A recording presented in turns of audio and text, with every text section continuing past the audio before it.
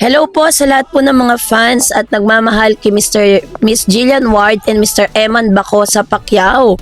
Abay, may mga nagsasurround ng mga news about Jillian and Eman na ang unang talo daw ni Mr. Eman Baco sa Pacquiao ay nang i-take down ni Jillian si Eman. Oh my God!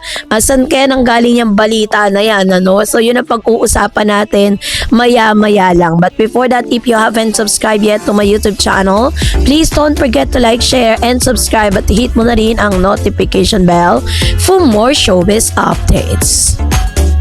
So bago tayo magpatuloy sa ating updates for today's video, ay nais ko pong pasalamatan kayo for always watching and trusting this channel. Thank you so much sa inyong laging panonood at palagi ang pagsubaybay sa mga updates po natin. Maraming salamat po. At ngayong araw, ito na pag-usapan na natin ang ilan sa mga kumakalat na news.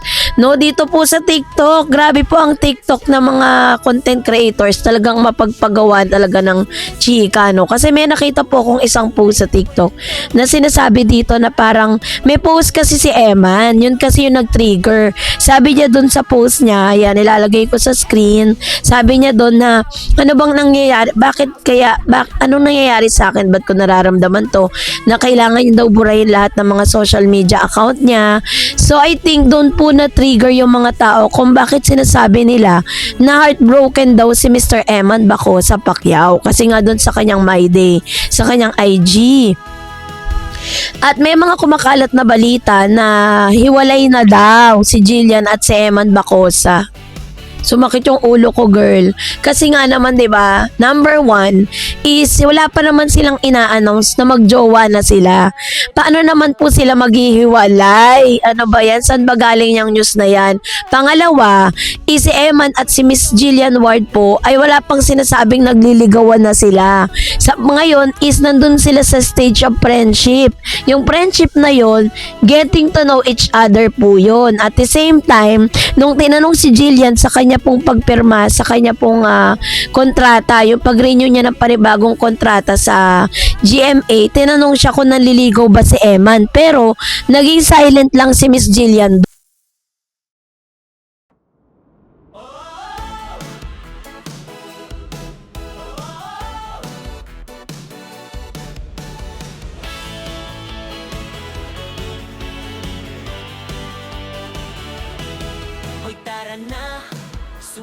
Nawin lang natin yung mga yung mga situation ni Mr. Eman Baco sa Pacquiao and Miss Jillian Ward, kasi nga 'di ba, hindi pa man sila nandun sa stage ng pag-amin na talagang they are in a relationship na, pero ang dami na pong nagkakalat na mga balita na mahiwalay na.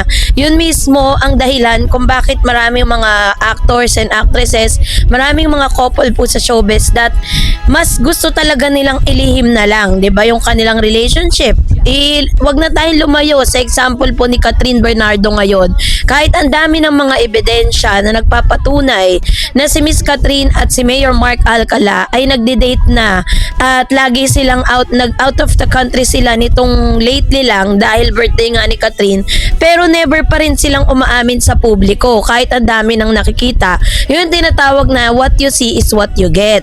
So ganun din po kay Eman at kay Jillian. Wala pa man pong direktang pag-amin mula kay Eman at kay Jillian that they are in a relationship na, pero ang dami na po mga balita na iwalay na daw. Yun po yung nakakatawa sa showbiz, 'di ba? Minsan kung kailan nagkakamabutihan ng isang artista, siya naman pinaghihiwalay. Ngayon paghiwalay naman, pinagre-reunite. Ganun po ang takbo ng showbiz ngayon, 'di ba?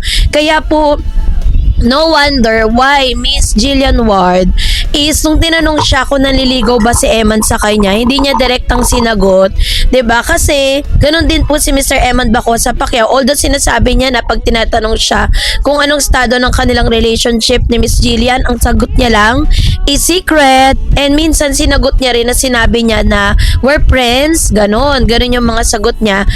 But for now, yun yung pinaka sagot ni Miss Mr. Eman Bacosa Pacquiao that really very interested, no, yung mga showbiz insiders na malaman kung ano ba talagang estado ng kanilang relationship. And sa ano ko po, sa akin pong opinion, sa aking obserbasyon, si Eman at si Jillian parang mas gusto nilang low-key lang sila.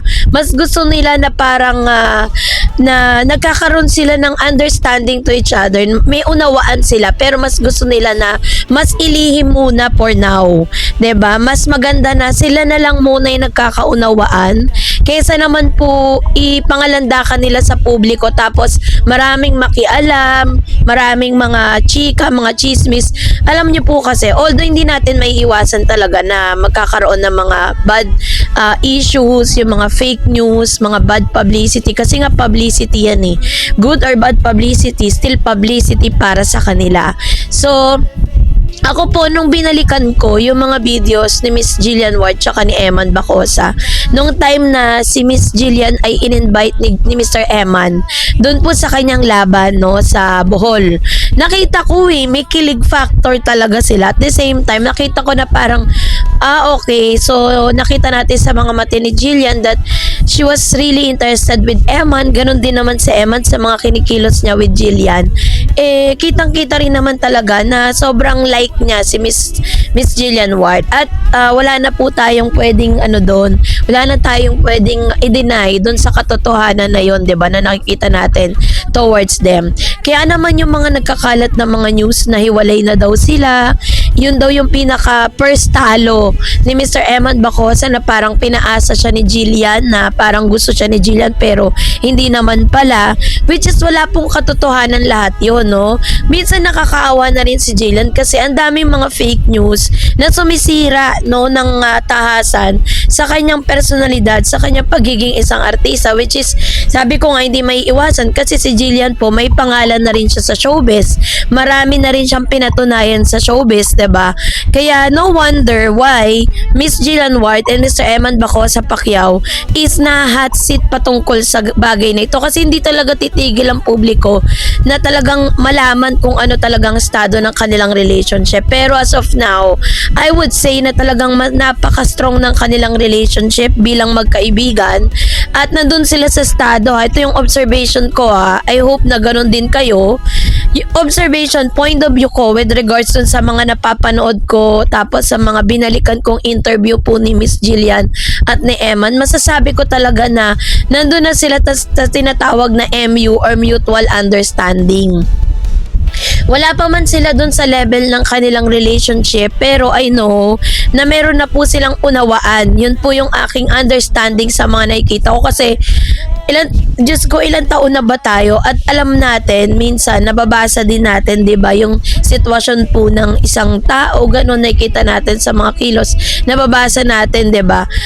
At alam kong ganun din po kayo. Kaya nga 'di ba parang sobrang kinikilig kayo at sobrang tuwan-tuwa tayo pag nakikita natin silang dalawa na talagang na maganda yung mga nagaganap sa buhay nila. Nakikita natin na sobra yung kanilang minsan naghaharutan sila, nag-uusap sila.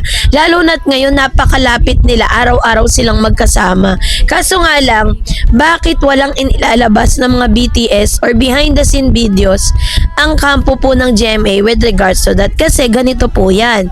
Si Rahil po kasi, doon po sa doon po sa serye na ginagawa nila, hindi pa po si Mr. Eman talaga ang focus at si Miss Jillian. Ang parang binibigyan doon ng focus is yung tatlong lalaking kasama nila. Although hindi sila magkaka-love team doon. Pero yun talaga yung pinaka-focus doon Ayaw naman nila na biglang magsiswitch. Pero possible pa rin na magbago ang takbo ng storya. Not unless na talagang na finalize na siya, na edit na siya. Pero sa tingin ko kasi parang nag-add-on sila. Once ang isang teleserye ay nag-add-on ng karakter, ibig sabihin nun, hindi pa po siya finalize. Pwede pang magbago yung storya. Pwede pang magkaroon ng switching. Pwede pang magkaroon ng pagbabago at malaking pagbabago pagbabago sa karakter na ipinapasok nila. Katulad ng sinabi ko earlier sa mga vlogs ko sa inyo, sa mga updates ko sa inyo, pag nakita po ng GMA na maganda ang pagtanggap kay Jillian at kay Mr. Eman Baco sa Pacquiao, hindi po malayo na ang pinaka-ending dyan, si Jillian at si Eman ang magkatuluyan sa Never Say Die. And that's really very exciting part, no? Being one of the avid fan and being one of the yung parang sumusubaybay at sumusuporta doon sa serye ng Never Say Die. Kaya yung mga fake news na yan, wag niyo paniwalaan yan. Fake news lang po yan. Walang katotohanan na sila hiwalay dahil wala pa naman pag-amin mula sa kanila. So kayo po, anong niyong saloobin patungkol dito? Mag-comment kayo sa comment section. And that's it for today. For more videos and updates, please don't forget to like and subscribe, and please don't forget to follow my Facebook page, Dar Eds TV.